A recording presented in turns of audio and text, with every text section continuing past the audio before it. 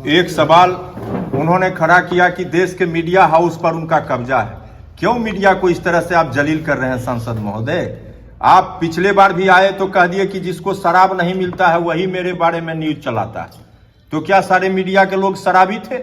आज कह रहे हैं कि कोई टीवी मत देखना, वहां अलग एजेंडा चल रहा है। अरे ये लोकतंत्र है, मीडिया की तो इतनी आजादी यहाँ है कि नरेंद्र मोदी के खिलाफ, इस देश के खिलाफ जो षड्यंत्र करते हैं उसके भी न्यूज चल रहे हैं। मीडिया का इतना स्वतंत्रता कभी नहीं था जितना आज है। आपके नजर में सारे मीडिया लोग आज गलत हो गए, रोज जलील कर रहे हैं मीडिया को।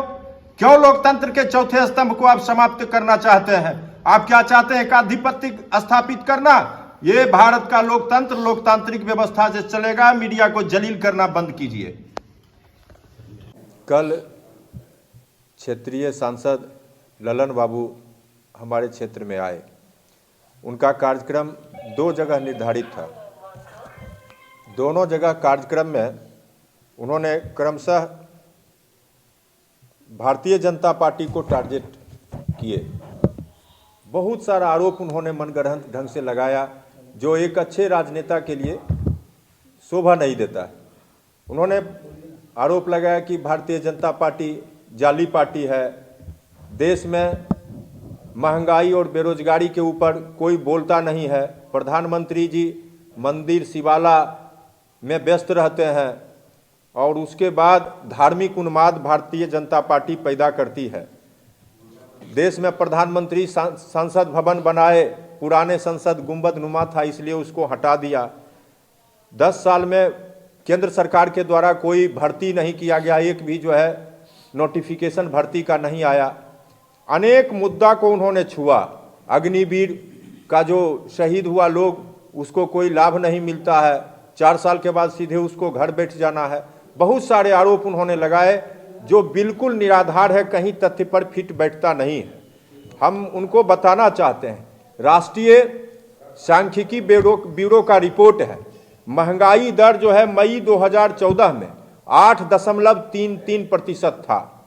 अभी नवंबर 2023 में 5.55% है।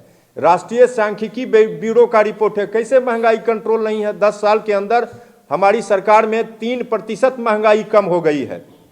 रेलवे द्वारा 2014 से 2023 तक लगातार भर्ती हुई है और उस भर्ती में 3,44,000 लोगों को नौकरी दी गई है। उसमें 1,40,000 नौकरी देने की प्रक्रिया अभी चल रही है। ये जानकारी 16/3/2022 को देश के रेल मंत्री अश्विनी वैष्णव ने लोकसभा में दिया है। लोकसभा के वेबसाइट पर आज भी ये इंफॉर्मेशन उपलब्ध है। आप संसद महोदय स्वयं सदस्य हैं, क्यों लोगों को बरगला रहे हैं कि नौकरी नहीं मिलता है? हम तो कंपेयर कर रहे हैं। 2004 से 14 तक जो है सरकार मात्र 6 लाख नौकरी दी थी, हमारी सरकार 9 लाख नौकरी सरकारी दी है लोगों को। तो ये इस तरह से बरगलाने का काम क्यों कर रहे हैं आप लोग? पुरानी जो सरकार थी रेलवे में भी 2 लाख से प्लस नौकरी दी गई, हमारे यहाँ तो 3,44,000 दिया गया है। उसके यहाँ भर्ती बाधित होती थी, हमारे यहाँ भर्ती अनवरत चल रहा है। ये सतत प्रक्रिया में शामिल हो गया, इसके लिए कोई अभियान चलाने की आवश्यकता रेलवे को महसूस नहीं हो रही है। उसके बाद अग्निवीर पर उन्होंने कहा, अग्निवीर पर क्यों इस तरह का लोगों को गुमराह कर रहे हैं आप? सेना में 50% सेना की भर्ती अग्निवीर से होगा। 50% भर्ती उसका आरक्षित हो गया, उसको कैसे आप कह रहे हैं कि उससे कुछ होने वाला नहीं है? उसके शहीद होने पर 48 लाख का बीमा कवर है। उसके बाद 44 लाख रुपया का अनुग्रह राशि देने का प्रावधान है सरकार के द्वारा। उसके बाद जो है कंफर्ट फंड मिलता है, वो फंड भी उसको दिया जाएगा। लोगों को गुमराह कर रहे हैं खुले मंच से बैठ करके। ये अच्छे राजनेता का पहचान नहीं है। एक मुखिया की कल वापसी हुई, जनता दल यूनाइटेड में ज्वाइनिंग किए हैं। हम तो बधाई देते हैं, नीतीश जी हमारे मित्र रहे हैं और गए हैं ऐसे पार्टी में जो डूबता हुआ जहाज है। जब चले गए उनके पिताजी के ऊपर यही ललन सिंह जो है दुरुपयोग कर पुलिस तंत्र का जेल में डालने का काम किया था। यही विजय कुमार सिन्हा जी नेता प्रतिपक्ष हैं जो उनके लिए धरना पर बैठे, उनके अधिकार की लड़ाई लड़े और उनको समाज में एक बड़ा पहचान मिला। हम तो शुभकामना देते हैं उस पार्टी में, आप बढ़ के आगे देखिए, आपको पता चल जाएगा। भारतीय जनता पार्टी अन्याय के खिलाफ लड़ी है, हमारे नेता लड़े हैं। वहां से वो ऐलान कर रहे थे कि 2025 में उनको बता दीजिएगा, 3 टर्म से यहां विधायक हैं। ललन बाबू, आप कंफ्यूजन में मत रहिए। जब आप अकेले चुनाव लड़े तो आप वापस गए हैं। आप जिस पार्टी को जाली कह रहे हैं वही पार्टी के वोट से आप सांसद बने हैं। 2014 में आप अकेले चुनाव लड़े, आपको अपना औकात मालूम है, पार्टी का कितना जनाधार है आपका। आए थे 2015 में, आप तो विजय सिन्हा जी को उखाड़ने आए थे, कहां चले गए? जनाधार रहता तो आप जीत के जाते 2015। 2020 में आप सूरजगढ़ा विधानसभा में वही उम्मीदवार को रिप्लेस करके लेके गए और कहे कि हम अंगद के तरफ पैर जमा के जाएंगे, यहां पैर गड़ दिए हैं, जीत हासिल करके जाएंगे। कहां चला गया आपका दावा? वास्तव में आप 2020 में 3 टिकट इस लोकसभा मिला था विधानसभा के उम्मीदवार को, एक भी उम्मीदवार आप जिता नहीं सके, आपका जनाधार नहीं है।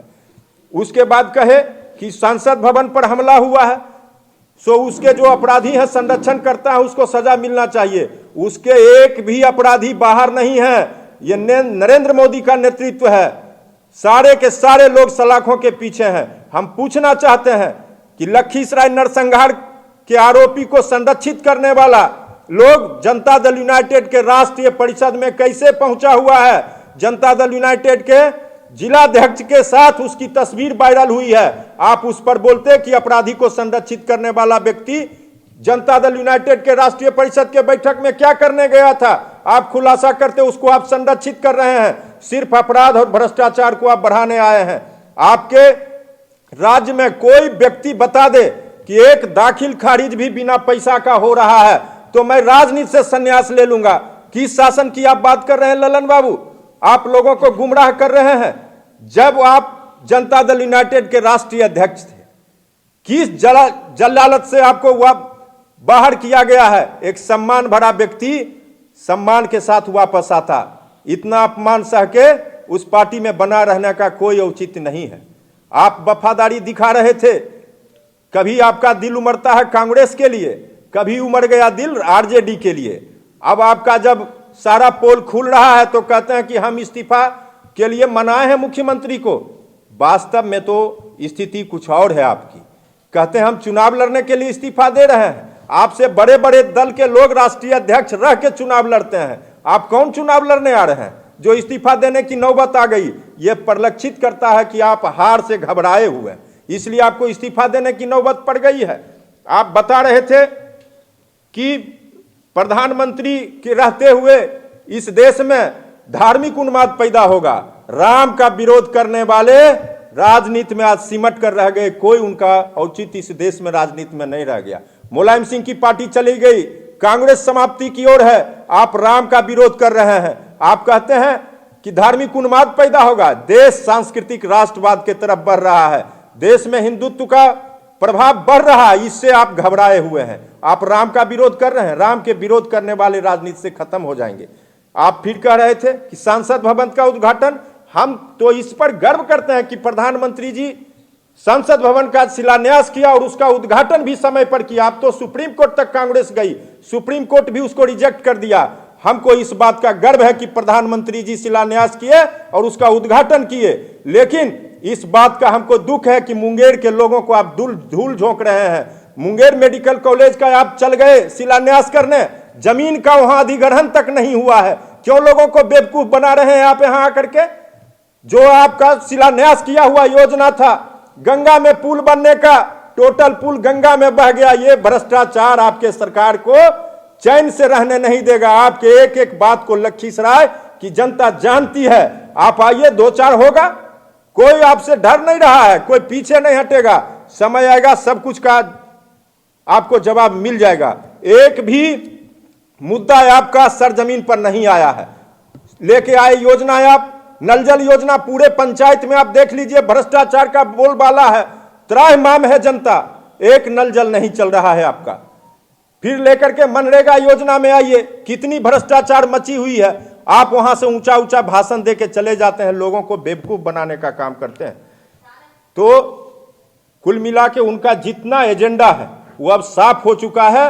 भारतीय जनता पार्टी 400 प्लस सांसद लेकर के केंद्र में सरकार बनाएगी। ललन बाबू आप यहां से लड़ेंगे कि नहीं लड़ेंगे, इस पर आप पुनर्विचार करिए। आप भाजपा को हराने में सक्षम नहीं है। आप कहते हैं हम जब लोकसभा में दहाड़ते हैं तो नरेंद्र मोदी चुप हो जाते हैं, आप सांसद में गिड़गिड़ाते हैं। 2019 में केंद्र में हमारे नरेंद्र मोदी की सरकार 370 हटा रही थी तो आप कह रहे थे कि इसके लिए अवेयरनेस क्रिएट करने की आवश्यकता थी। आप अवेयरनेस क्रिएट करते रह गए, 370 चला गया। राम मंदिर के लिए भी आप कह रहे थे कि हम कोर्ट के निर्णय का इंतजार करेंगे, हम ये करेंगे। सरकार आगे बढ़ते रह गई, आप ऐसे ही बोलते रह गए।